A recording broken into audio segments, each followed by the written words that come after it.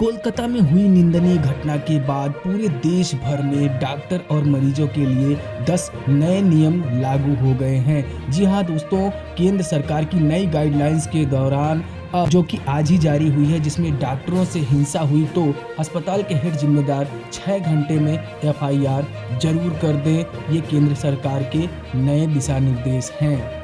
नमस्कार आदाब साथियों, स्वागत है आपका अपने चैनल एमके इलाहाबादी वॉइस में। आइए समझ लेते हैं कि वो कौन से नए नियम हैं जो हम सभी को जानना जरूरी है जब भी हम अस्पताल में जाएं या फिर जब भी कोई डॉक्टर के पास या फिर स्वास्थ्य कर्मी के पास हम हाजिर होते हैं तो कौन कौन से जानकारी हमारे पास होनी चाहिए जिसे हम गौर में हमेशा रखकर ही डॉक्टर के पास जाएंगे। दोस्तों, कुछ लोग अस्पताल में जाते ही अपने आप को तुर्रम खान समझने लगते हैं, तो उनके लिए खास तौर से ये 10 नए नियम लागू किए गए हैं। लेकिन उनको जानने से पहले हम आपको बता दें पश्चिम बंगाल में जो हुई घटना थी उसमें क्या हुआ था। दोस्तों, कोलकाता रेप मर्डर केस में पूर्व प्रिंसिपल सीबीआई हिरासत में है और परिवार को इंटर्न डॉक्टर पर भी शक है। परिवार का मानना है कि हो सकता है ये कोई आपसी रंजिश या कोई पुरानी दुश्मनी निकाली गई हो। इसी को मद्देनजर रखते हुए प्रिंसिपल को सीबीआई की हिरासत में उठा लिया गया है।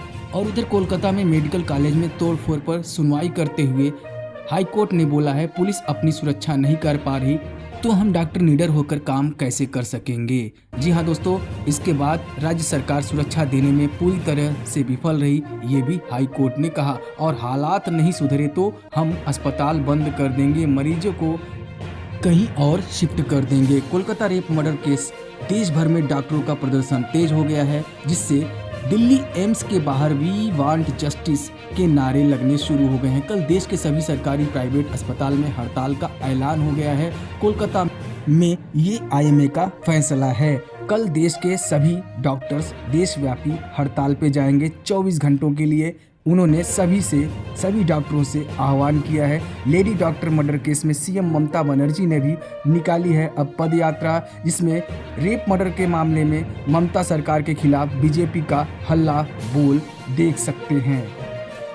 कोलकाता के अस्पताल में जो अस्पताल कांड हुआ उस पर न्याय की आवाज़ दबाने वाले आखिर वो गुंडे कौन थे, आधी रात का वो पूरा सच अभी भी सामने आना बाकी है। इसके अलावा बहुत सारे ऐसे सवाल भी हैं जिनमें सबसे बड़ा सवाल ये उठता है कि आखिर वो हमलावर कौन थे जिन्होंने अस्पताल में तोड़फोड़ की। अस्पताल में तोड़फोड़ करने वाले वो हमलावर किसके कहने पे आए और वो कौन थे, ये सारा क्वेश्चन मार्क बना हुआ है। और साथ ही साथ लेडी डॉक्टर के साथ किसी एक पर्टिकुलर व्यक्ति ने ऐसी नृशंस घटना को अंजाम दिया या फिर पूरा गैंग शामिल था। कई सारे सवालों का जवाब देने के लिए सीबीआई की एंट्री भी इस मामले में हो चुकी है। इसके बावजूद भी कोलकाता की जनता में जन आक्रोश जारी है और वो अभी भी सीबीआई से संतुष्ट नहीं है।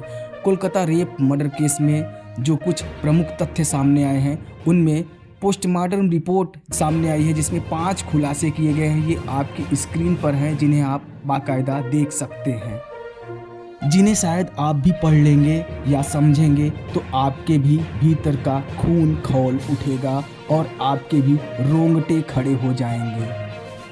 इसी बीच ये सरकार का बड़ा फैसला भी सामने आया जिसमें डॉक्टर पर हुई हिंसा पर हमेशा 6 घंटे के भीतर अस्पताल का जिम्मेदार व्यक्ति एफआईआर जरूर दर्ज कराए।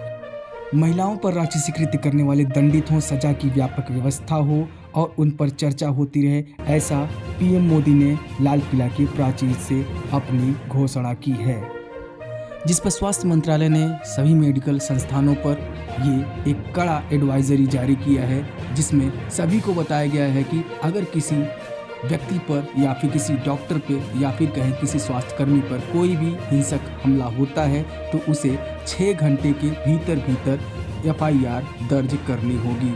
जिससे राष्ट्रीय चिकित्सा आयोग की एडवाइजरी जो जारी हुई है वो सामने आपकी स्क्रीन पर दिखाई दे रही है, जिसमें OPD ward, casualty, hostel, quarters, अन्य खुले क्षेत्रों में पर्याप्त सुरक्षा उपाय हों। निगरानी के लिए संवेदनशील क्षेत्रों को सीसीटीवी कैमरे लगाए जाने चाहिए। मेडिकल छात्रों के खिलाफ हिंसक जो घटना हुई है उसके लिए तुरंत जांच की जानी चाहिए।